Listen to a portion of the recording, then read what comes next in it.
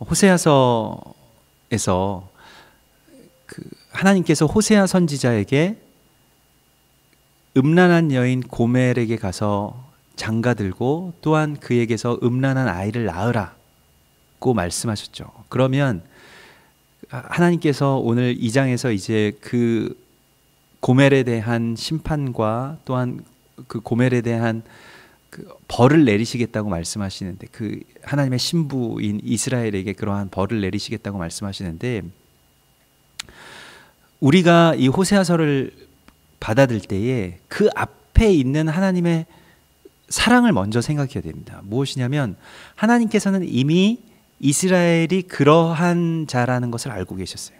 고멜과 같이 그렇게 음란하게 지금 그 하나님의 사랑을 버리고 음란하게 남편을 떠나고 음란한 그 행위를 하는 그러한 여인과 같은 이스라엘을 알고 계셨다는 것입니다. 그런데 전제는 무엇이냐면 그런 이스라엘을 아내로 맞이하시기로 결단하셨다는 것입니다. 이것이 이제 하나의 전제입니다. 여기에 대하여서 우리가 알지 못하면 그저 호세아서를 그냥 하나님의 어떤 그 분노, 이스라엘이라고 하는 죄 많은 나라, 뭐 이스라엘이라고 하는 음란하게 우상을 숭배했던 나라에 대한 그냥 분노와 재앙에 대한 말씀만으로 받아들일 수가 있다는 것입니다. 그러나 항상 우리가 생각해야 되는 것은 무엇이냐면 호세아서 1장에서 처음으로 호세아에게 말씀하신 바와 같이 너는 그 음란한 여인에게 가서 장가들라 하는 것이 호세아에게 주신 하나님의 명령이었고, 호세아가 거기에 대해서 받아들고 그것에 대해서 결단하고 순종합니다. 그와 같이 그러한 순종이 어디에서부터 나왔냐면 바로 우리 주님의 마음에서부터 나온 것이죠. 주님께서는 이스라엘에 대해서 그것을 아시지만, 또 이스라엘의 범죄함을 아시지만 그를 아내로 지금 맞이하고 계셨다는 것에 대해서 또한 우리가 알아야 됩니다. 그래서 단순히 아내가 범죄하고 뭐 집을 나갔다 라고 하는 것에 대한 어떤 부당함, 그리고 거기에 대한 죄악에 대해서만 그 초점을 맞출 것이 아니고, 그럼에도 불구하고 사랑하시는 하나님의 메시지가 이곳에 숨겨져 있다는 것을 우리가 알아야 된다는 것입니다. 그래서 오늘 그 6절과 이제 7절부터 보실 것인데요. 그러므로 내가 가시로 그 길을 막으며 담을 쌓아 그로 그 길을 찾지 못하게 하리니. 이게 하나님께서 이제 이스라엘에 대한 말씀입니다. 그래서 그저 그 음란한 일을 하고 또한 그렇게 다른 남자를 찾아 나서는 그 음란한 아내인 이스라엘이 가는 길에 대해서 그냥 수수방관하고 그냥 놔두고 그냥 그 길을 가게 하고 하는 것이 사랑이 아니죠. 남편 된 도리로서 그러므로 내가 가시로 그 길을 막으며, 길을 막고 담을 쌓아서 그가 그 길을 찾지 못하도록 그렇게 막겠다는 것입니다.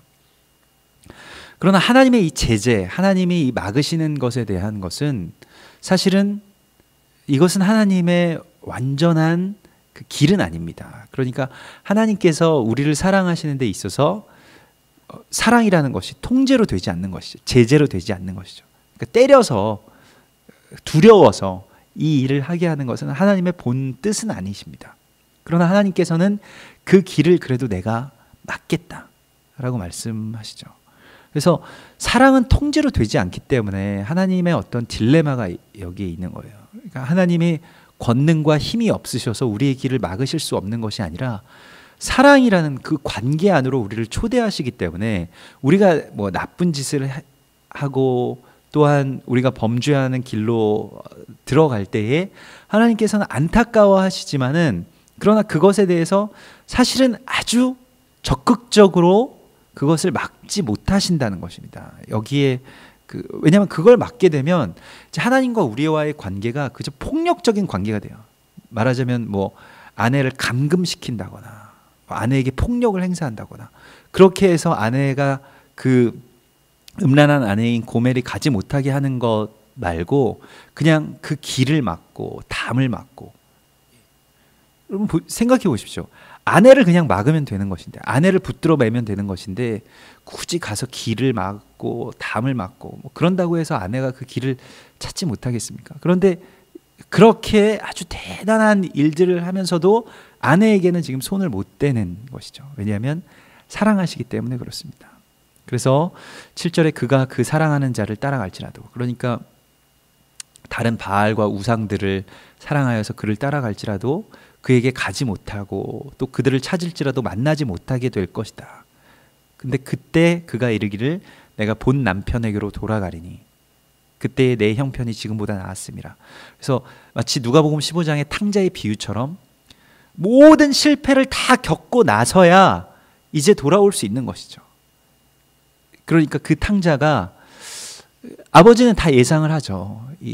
지금 그 유산을 받아가지고 나아가면 결국에는 이 돈을 다 잃게 되고 또 불행한 길로 빠져들게 되고, 그리고 다시 다시 돌아올 그 아들에 대해서 예상을 하지만은, 그러나 아들이 다시 돌아와서 이제 뉘우칠 때까지는 사실은 그 실패의 경험 또한 필요한 것이죠. 그 패배의 경험 또한 필요한 것이죠. 우리가 모든 일들을 다 성공하고 승승장구하는 것만이 우리의 길에 있어서 만족할 만한 승리라고 할 수는 없습니다. 사람의 어떤 실패를 통하여서 또한 하나님께서는 가장 귀한 것이 무엇인지를 드러내 보여주시기 때문에 그렇습니다. 그래서 누가복음 15장에서도 스스로 돌이킬 때까지 하나님께서는 그저 내버려 두시죠. 그냥 아무 말씀도 사실 하지 않으십니다. 집을 나가든 돈을 달라고 하는데, 아버지가 돌아가셔야 유산을 받을 수가 있는데 먼저 달라고 이야기하는 거예요. 그러니까 아버지가 어차피 죽을 거니까 나에게 지금 먼저 주십시오. 뭐 이러한 것에 대해서도 아무런 원망도 하지 않고 또 아무런 판단도 하지 않고 그 아들이 스스로 돌이킬 때까지 기다리시는 분이 우리 하나님이십니다. 그래서 누가복음 15장 17절에 보면 그 탕자가 이렇게 깨닫게 되죠. 어느 순간에 그 돼지들과 함께 그 주엽 열매를 이렇게 먹는데, 이에 스스로 돌이켜 이르되 내 아버지에게는 양식이 풍족한 품꾼이 얼마나 많은가, 나는 여기서 줄여 죽는구나. 스스로 그것을 깨달을 때까지는 그것이 자기의 것이 되지 못하죠. 그러니까 우리가 누군가를 혼내서 우리의 자녀들에게 막 모든 것을 다 통제해서 좋은 것만을 하게 하고 좋은 길만을, 승리하는 길만을 가게 한다고 해서 그것이 자기의 것이 되지 못하는 것이죠. 자기의 것이 되기 위하여서는 반드시 또 이러한 실패와 또한 패배와 또 좌절과 잘못 들어선 길에 대한 그 어떤 상실들을 자신이 느낄 때까지는 일단 그 사람은 잘못 가게 되어 있는 것입니다. 역설적인 이야기죠. 그러니까 소중한 것에 대한 가치를 아는 순간은 그것을 빼앗길 때 아는 것입니다. 그것이 나에게 없어져 봐야 알 수 있는 것이죠. 그 전에는 너무 당연한 것이라서 깨닫지 못하는 것들이 너무너무 많이 있습니다. 우리가 지금 숨을 쉬고 있지만 공기, 산소, 물, 태양의 빛, 이런 것들이 다 그렇죠. 그런데 그것이 아주 잠시 잠깐, 하루만 그것이 없어도, 공기와 같은 것은 단 몇 분만 우리 가운데 없어도 우리가 그 고통을 느끼게 되는 것이죠. 그런데 그것이 있을 때는, 늘 풍요하게 있을 때는 잘 모르는 것입니다. 그것 때문에 우리가 그 어떠한 자극이 없는 그러한 상태에서 또 더 큰 자극을 찾아 나서는 것이 이제 우상숭배이고 그러한 영적인 음행인 것입니다. 그래서 이 지금 음란한 여인 이 고멜과 이스라엘은 곡식과 새 포도주가 하나님께서 주신 것인데도 불구하고 바알이 준 것이라고 착각하면서 살아가는 것이에요. 말하자면 기만을 당하면서 살아가는 것이죠. 바알이 마치 자기가 준 것처럼 중간에서 사기를 친다는 것입니다. 그러니까 사실 바알 신앙이라는 것은, 그 바알 신앙의 특징은 풍요와 번성 가운데 있잖아요. 그리고 여름의 가뭄을 이겨내는 신이 바로 바알 신입니다. 그러니까 바알 신의 어떤 그런 그 경전들을 보면 그 여름에 어떤 죽음의 신을 바알이 이겨내거든요. 그러니까 여름에 가뭄이 막 들고 이럴 때 사람들이 다 오히려 하나님을 찾지 않고 바알을 찾아 나선다는 것입니다. 그런데 그래서 곡식과 새 포도주가 새롭게 우리 가운데 주어지는 것이 사실은 하나님 때문임에도 불구하고 내가 여름에 그렇게 바알에게 제사를 드렸더니 그래도 이번에 이렇게 곡식을 얻게 되었다. 내가 그렇게 우상 숭배를 했더니 이와 같이 내가 무엇인가를 잘 찾게 되었다. 또 얻게 되었다라고 그렇게 고백을 하는 것에 대해서 8절과 9절에서 이제 말씀하시는데, 그것을 내가 앗아갈 것이다. 그러니까 바알이 준 것이 아니라는 것을 알 때까지 그들에게서 곡식과 새 포도주를 빼앗아 갈 것이다. 그리고 그들에게 내 양털과 내 삶을 빼앗으리라. 내가 준 것들이라는 것을 알 때까지. 그래서 우리 아버지께서 모든 물질의 근원이 되시고 또 모든 복의 근원이 되심을 우리가 고백할 때까지 그것을 빼앗으시겠다고 말씀하시는 것입니다. 그때에 우리에게 사실은 믿음이 생기게 되죠. 그러니까 모든 믿음의 고백이라고 하는 것, 정말 절실한 가운데서 하나님이 정말 살아계신 것을 아는 사람들의 고백은 항상 이 어떠한 부족함과 결핍 가운데서 생겨나는 것임을 우리가 늘 간증 가운데서 듣습니다. 태어나면서부터 부족할 것이 없고 아무런 걱정도 없고 근심도 없었는데 거기에 어떻게 고백이 있을 수 있겠어요? 고백이라고 하는 것은, 감사라고 하는 것은, 하나님이 정말로 살아계신 것에 대한 깨달음이라고 하는 것은 무언가를 잃은 사람들에게서 나오는 것입니다. 그렇기 때문에 호세아서를 자세히 읽어보면 지금 이스라엘에게 주시는 하나님의 어떤 심판과 그 재앙은 어떤 면에서 보면, 어떤 한 면에서 보면 그것은 재앙이고 심판이고 좌절이고 실패이지만은 다른 면에서 볼 때에는 또한 그것이 복이라는 것을 우리가 알게 됩니다. 또한 거기에는 하나님의 어떤 생명에 대한 계획들이 숨겨져 있는 것을, 또 한 측면에서는 비밀이 숨겨져 있는 것을 우리가 알게 됩니다. 그러니까 우리가 하나의 어떠한 계시를 받아들 때 이 계시라고 하는 것이 남쪽에서 보면 이러한 면으로 보이고, 또 북쪽에서 보면 이 면으로 보이고, 동쪽에서 보면 이 면으로 보이고, 서쪽에서 보면 또 다른 모습으로 보이고, 그것에 대해서 우리가 알아야 됩니다. 그러니까 이거 하나로 딱 규정할 수가 없다는 것이죠. 특별히 이 재앙과 심판이라고 하는 것은 그렇습니다. 종말과 재앙, 심판, 하나님께서 주시는 이 묵시에 대해서는 죄인들에게는 두려움이고 의인들에게는 기쁨의 날이고, 그리고 정말 악한 대적들에게서는 막아야 하는 날이고, 또한 하나님의 백성들은 그 날이 열려야 되는 날이고, 전혀 다른 차원의 이야기들인 것이죠. 그런데 이것에 대한 한 면에서만의 그 조명을 해서는 안 되는 것입니다. 그러므로 호세아서를 그냥 읽을 때 우리가 받아들이는 그런 이미지들이나 또한 그 심판에 대한 느낌들이 있지만은, 그러나 오늘 우리가 계속해서 주목해서 보아야 하는 것은 무엇이냐면 하나님의 사랑의 눈으로 이 호세아서를 다시 우리가 받아야 된다는 것입니다.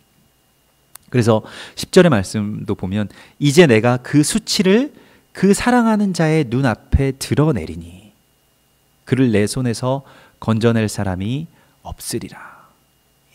그래서 그의 수치를 이제 회복시킨다라는 말씀인데, 이제 수치가 드러나는 것은 사실은 다 좋은 일이 아니죠. 그러나 사랑하는 그 우상 앞에서, 그러니까 헛된 사랑, 거짓된 사랑을 하는 그 바알과 아세라상 앞에서 하나님께서 수치를 드러내신다고 말씀하십니다. 이 바알과 아세라를 섬기던 것이 나에게 수치가 되는구나. 그 수치심의 회복이야말로 진정한 회복의 어떠한 첫 단계인 것을 계속 하나님께서 말씀하시죠.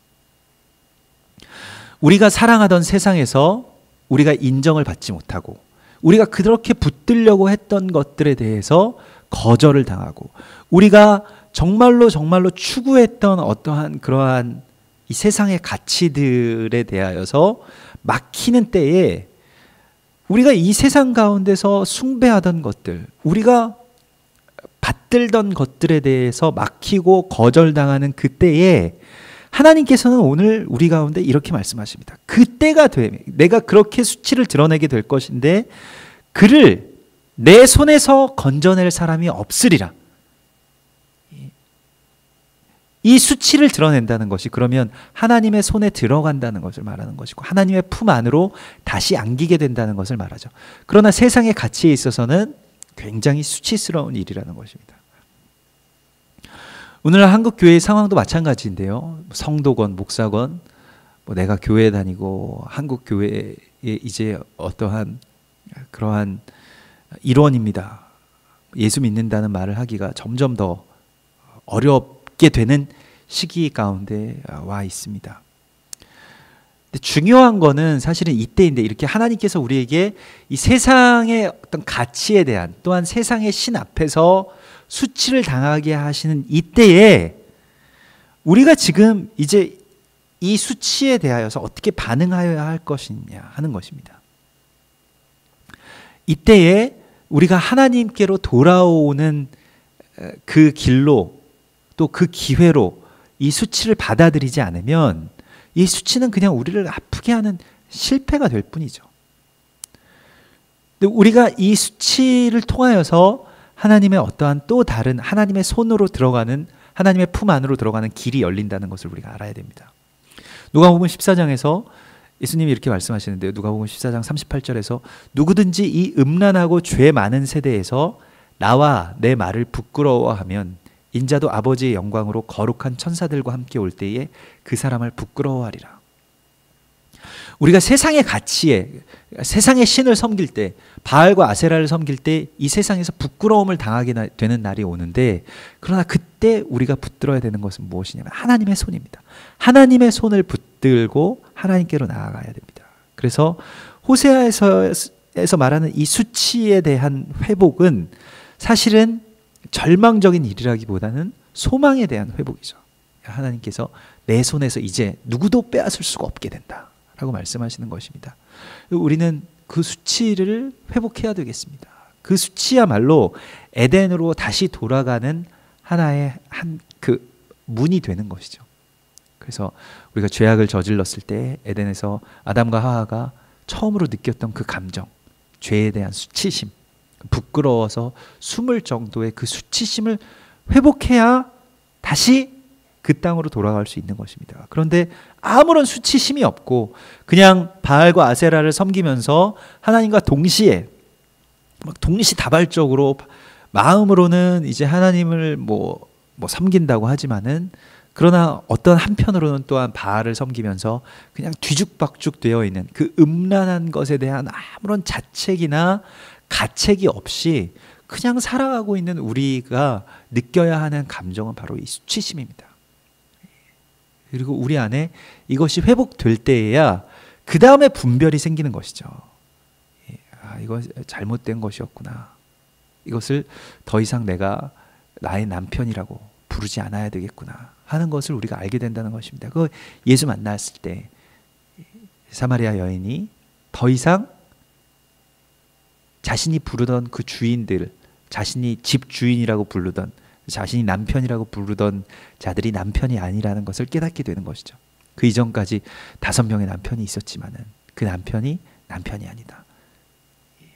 지금도 그 가나안 지역의 여인들이 자신의 아내들이 남편을 부를 때 주인이라고 부를 때 그 바알이라고 부르기도 하거든요. 그러니까 이 바알이라는 말이 집 주인이라고 우리 집 주인 양반이라고 부르는 것과 꼭 같이 그렇게 바알이라고 부르기도 하거든요. 그런데 그 바알이 나의 참된 구주가 아니라는 것을 깨닫게 되면 부끄럽다는 것입니다. 부끄러운 것은 좋은 것이죠.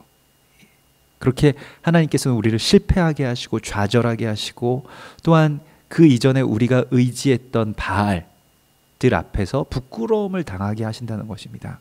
이것이 좋은 것이라고 오늘 말씀하십니다. 그때에는 그를 내 손에서 건져낼 자가 없으리라 말씀하십니다. 하나님은 절대로 빼앗기지 않으시거든요. 하나님은 절대로 우리를 바알에게 빼앗기실 분이 아닙니다. 바알은 허상이기 때문에 빼앗길 수도 없죠.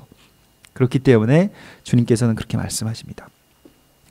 또한 11절에 내가 그의 모든 희락과 절기와 월삭과 안식일과 모든 명절을 폐하겠고 라고 말씀하시는데요.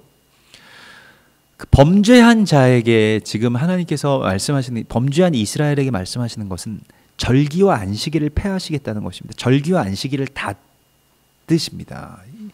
왜 그럴까요? 사실은 우리가 생각할 때 뭐 이렇게 죄인들에게 안식일과 절기가 오히려 더 열리고 그래서 예배를 더 어쨌든 하나님께 더 나올 수 있게끔 열어주셔야 되는 것이 아닌가 하는 생각이 드는데, 안식일과 절기들을 폐하시겠다고 말씀하십니다. 여기에 대한 깊은 어떤 지혜를 우리가 구해야 되겠는데, 지금도 교회에는 안식일과 절기가 닫혀 있죠.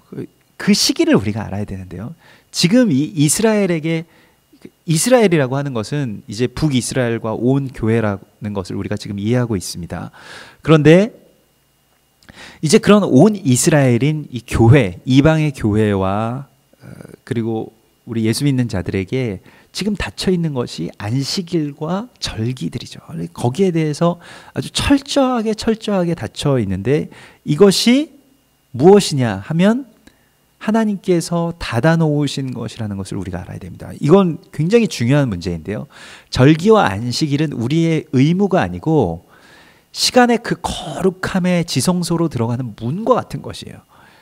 이 개념이 없으면 이게 그냥 율법주의적으로 절기와 안식일을 지켜야만 거룩한 백성이다 하는데, 천만의 말씀입니다. 거룩한 백성만이 절기와 안식일을 지킬 수가 있어요. 이것은 전혀 다른 개념이죠.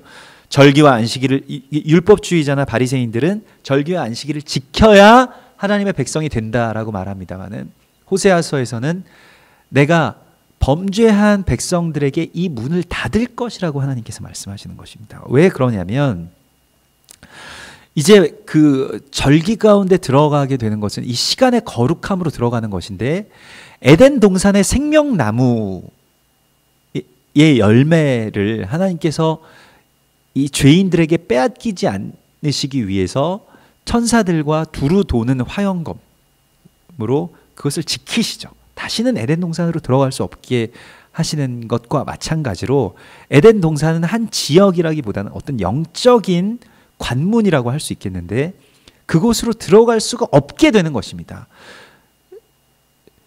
죄를 지으면 거기에 대한 징벌로서가 아니라 들어가서는 안 되게 되는 것이에요. 죄인들로서 절기 가운데 들어가서 그 시간의 거룩함을 회파해서는 안 되는 것입니다. 근데 그 절기와 안식일에 대해서 들어가고 문을 여는 것에 대해서는 우리는 그렇게 크게 생각하지 않지만, 대적들은 너무나도 이것에 대한 공포를 가지고 있습니다. 이것이 열리면 하나님의 시간이 열리기 때문에 결국에는 이 시간의 거룩함에 대한 싸움이거든요. 그 하나님의 역사와 또한 바알의 역사, 사단의 역사는 그 하나님의 시간의 거룩함이 회복되는 것이거든요. 하나님이 가장 먼저 거룩하게 구분하신 것은 시간입니다. 안식일을 이제 거룩하게 구분하셨는데, 이 콘스탄틴이 니케아 공의회에서 결정한 것이 안식일과 각종 절기, 그러니까 구약에 나오는 모든 절기와 안식일에 대한 금지였죠. 그것을 금지할 이유에 대해서 성경의 어떠한 근거도 사실은 찾기가 어려운데, 그런데 그것을 금지합니다. 이스라엘 그 히브리적인 그런 뿌리들을 다 잘라버리죠.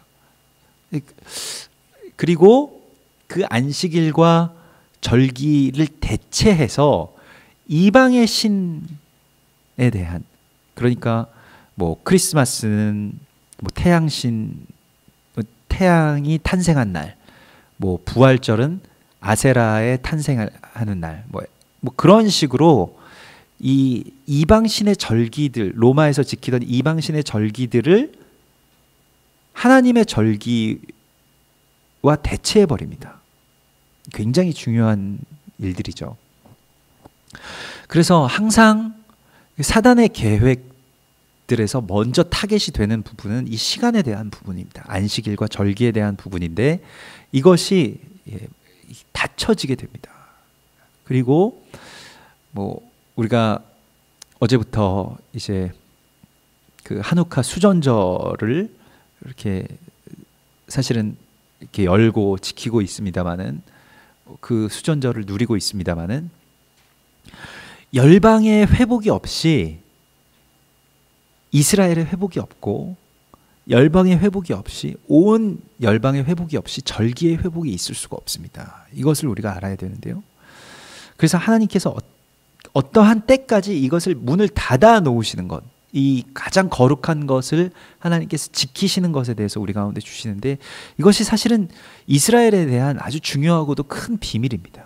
절기의 회복이라고 하는 것은 메시아의 오심과 깊은 관련이 있죠. 그래서 뭐 6월절에 예수 그리스도께서 죽으시고, 또 그 초실절에 부활하시고, 또 오순절에 이 땅 가운데 교회가 시작되고, 그리고 다시 나팔절에 주님께서 오실 것에 대해서 우리가 기다리는데, 뭐 그 성경에서 이 구약의 아주 중요 절기는 아니지만은 구약과 신약 그 중간에 있었던 그 한우카, 우리가 어제 함께 나눴습니다만은, 그 한우카의 절기에 대해서 예수님께서 그 절기에 대한 아주 깊은 이해를 가지고 지키셨던 것에 대해서 요한복음 10장에서 그 겨울에 예수님께서 솔로몬 그 수전절이 되었을 때 솔로몬의 행각을 거니시니라고 나옵니다. 그게 무슨 말이냐면, 이 그 주전 167년경에 안티오쿠스 에피파네스가 그 헬라의 군대들, 알렉산더 대왕의 그 후예들이죠, 헬라 군대들이 이스라엘에 들어와서 4만여 명을 다 죽이고, 이스라엘 성전에 돼지 피를 뿌리고, 제우스 신상을 세우고, 말씀의 그 토라 포션들을 다 칼로 난도질을 하는 그런 사건들이 일어났는데, 그때에 이제 다시 성전을 회복시키고 목숨을 걸고, 이 마카비라는 그 제사장 가문이 주동이 되어서 이제 성전 회복의 반란군들을 일으켜서 겨우겨우 성전을 회복했던 것이, 많은 숫자의 사람 이스라엘 남자들이 죽으면서 성전 회복했던 것이 이제 한우카인데, 그 날을 기념하는 것이 이제 12월 25일입니다. 근데 이건 뭐 우리나라 양력으로 12월 25일이 아니고 이제 그 유대력으로, 유대력 기슬레브월 12월 25일인데, 아무튼 지금 이 시기죠. 그러니까 12월 어느 경입니다. 그래서 성탄절과 거의 유사한 그러한 시즌 가운데 있는데, 그런데 이때에 다시 이제 그 예수님이 오셨을 때 채 200년이 지나지도 않았는데 다시 성전이 오염되고 있는 것을 예수님께서 보십니다. 그것이 무엇이냐면, 헤롯이라는 헤롯 대왕이 이제 성전을 다시 자기 마음대로 로마식으로 다시 만들고, 예루살렘 성전을 원래의 모양이 아니라 다 확장을 해놨어요. 성전 뜰을, 원래 그 솔로몬 성전의 뜰을 자기의 세를 과시하기 위해서 자기 마음대로 다 손을 대고 확장해 놓고 로마식으로 그렇게 꾸며 놓았는데, 유일하게 손을 대지 못한 곳이 있는데, 그것이 바로 이 동편입니다. 이 성전의 동쪽 편인데, 그곳이 이제 솔로몬의 행각이 있던 곳이에요. 예수님께서 오염되지 않은 그 솔로몬의 행각을 이렇게 거니시면서 아마도 그 수전절의 깊은 의미에 대해서, 성전을 다시 회복하시는 것에 대한 깊은 생각을 하시는 것으로 요한복음은 그렇게 암시하면서 전하고 있습니다. 그래서 그 수전절을 지키신 예수 그리스도의 모습이 성경에는 분명히 기록되어 있는데, 회복의 그 날에 하나님께서 우리가 죄와 함께 영생에 들어갈 수 없는 것처럼 열방의 회복이 없이 절기의 회복이 없는 것을 우리 가운데 말씀하시고, 절기를 열어주시고 있는데, 지금 이 시기에 다시 교회의 절기를 열어주시고 있는데, 절기를 열어주시는 것은 하나님의 은혜의 시간이 이제 시작된다는 것을 의미하는 것입니다. 우리는 이것을 구하여야 되고 사모해야 된다는 것입니다.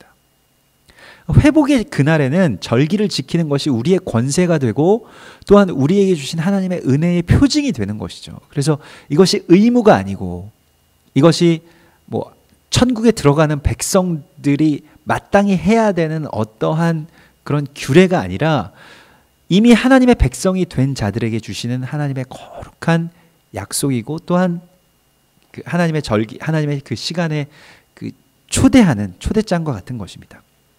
스가랴서 14장에 그 열국이 그 절기를 지키러 올라오는, 여호와의 절기를 지키러 올라오는 그 열국의 남은 자들에 대해서 주님께서 말씀하시고 있죠. 그래서 오늘 우리가 이와 같은 문을 열어주실 우리 주님을 기대하여야 되겠고, 12절에 보면 그가 전에 이르기를 이것은 나를 사랑하는 자들이 내게 준 값이라 하던 그 포도나무와 무화과나무를 거칠게 하여 수풀이 되게 하며 들짐승들에게 먹게 하리라. 이게 무슨 말씀이냐면, 하나님께서 이제 열방의 구원을 위하여서 이 이스라엘과 교회를 값으로 주셨다는 것이에요. 이것이 이제 뭐 우리 어제 그 오후 예배 가운데 나누었던 본문도 호세아서 8장 말씀이었는데, 에브라임을 그 값으로 주었다. 그러니까 값으로, 이 열방을 구원하실 값으로, 절기를 열으실 값으로 포도나무와 무화과나무, 포도나무는 교회를 상징하는 가지이고 무화과나무는 이스라엘을 상징하는 나무입니다. 교회와 이스라엘을 그 값으로 지불하신다는 것입니다. 누가복음 10장 3절에서 예수님께서 이렇게 말씀하시죠. 갈지어다 내가 너희를 보냄이 어린 양을 이리 가운데로 보냄과 같도라. 그 짐승들, 그 들짐승들이 먹게 하리라고 말씀하신 것은 들짐승들이 먹어야 되는 것이에요. 이거를 교회와 이스라엘이 뭔가 멸망하는 것 같고 고난을 당하는 것 같고 순교자들의 피가 뿌려지는 것과 같고, 뭐 아프가니스탄에 또 조선 땅에 계속해서 그러한 순교자들의 피와 그 희생들이 뿌려지고 실패하는 것 같이 느껴지는데, 그러나 거기에서 그들이 그것을 먹으면 어떻게 됩니까? 변화됩니다. 토마스 선교사가 전도 한번 해보지 못하고 죽었지만은 피를 흘리면서 목베인 채로 대동강변에서 자신의 피를 뿌렸지만은, 그러나 어떻게 되었습니까? 평양의 대부흥 운동이 일어났어요. 그 순교의 피가 무엇인가가 어떤 그 지적으로 작용한 것이 아니라 영적으로 그것이 작용하게 되는 것이죠. 그래서 포도나무 가지와 무화과나무 가지가 들짐승들의 먹이가 되게 하리라. 들짐승들이 포도나무랑 무화과나무를 왜 먹습니까? 이거 영적인 어떤 표현이죠. 포도나무와 무화과나무를 먹는 이 세상의 모든 열방의 그런 짐승의 어떤 후예들과 같은, 짐승이라고 표현되는 것은 이제 이 악의 어떤 세력들인데, 그들이 이거를 그냥 뭐 자신들의 어떤 분노로, 또 자신들이 그렇게 그것을 막기 위해서 뭐 먹는다고 표현하는 어떤 그러한 핍박과 또 그러한 뭐 여러 가지 압제들을 하지만은, 홀로코스트, 뭐 유대인들이 막 대량 학살을 당하는 그런 와중 가운데서 결국 다시 2000년 만에 이스라엘이라는 나라가 세워지게 되고, 또한 성도들이 그렇게 많은 또 선교사들과 성도들이 많은 순교자들의 피가 뿌려지게 됨으로써 하나님의 거룩한 교회가 세워지게 되는 역사가 일어난다는 것입니다. 그러므로 하나님께서 오늘 이와 같이 이스라엘에게 주시는 이 말씀은 바로 그러한 회복에 대한 또 하나의 비밀을 계속해서 담고 있는 것을 오늘 우리가 보게 됩니다. 우리가 이제 이 말씀 가운데서 오직 그 주님의 섭리 가운데 내가 있음을 알 때 내 마음의 원망이 사라집니다. 그리고 또한 나의 실패와 좌절에 대해서 이해할 수가 있습니다. 다 깨달을 수는 없죠. 요셉이 자기가 꿈의 계시를 받았을 때는 형들이 분명히 나에게 엎드렸는데, 형들과 아버지가 다 나에게 와서 경배를 했는데, 사실은 형들이 나를 죽이려고 하고 팔아넘기고 더 억울한 일을 당하고 계시대로 되지 않는 것처럼 보이고, 내가 기도한 것대로 또한 내가 응답받은 대로 되지 않는 것처럼 보일 때가 있어요. 그러나 사실은 그것 또한 하나님의 더 큰 계획의 성취의 어떠한 한 단계인 것을 우리가 머리로는 알지 못하지만 영적으로는 그것을 인정하고 그 앞에 순종해야만 우리 안에 일체의 원망이 없게 됩니다. 하나님은 후회가 없으세요. 하나님은 실패가 없으십니다. 하나님은 시건치 않으십니다. 그러하기 때문에 하나님께서 오늘 지금 이스라엘을 신부로 맞이하신 것에 대해서는 하나님 지금 후회하시는 것이 아니에요. 거기에 대해서 분노하시는 것도 아닙니다. 다 아시고, 그리고 다 그것에 대해서 회복할 계획을 가지시고, 그러나 이스라엘의 이러한 범죄로 말미암아서 멸망하는 것과 같은 것이 사실은 대적들에 대한 미끼였고, 오히려 죽음과 사망과 모든 그 악에 물든 열방들이 회복될 수 있는 길을 지금 열어 가시고 계신 것입니다. 우리는 계속해서 이러한 관점에서 하나님의 구속사, 하나님께서 회복하시는 이스라엘과 교회를 통해서 열방을 회복하시는 그 구원의 그 의지를, 그 강한 의지를 우리가 바라보면서 이 호세아서의 말씀을 감사함으로 받아야 할 것입니다. 함께 기도하겠습니다.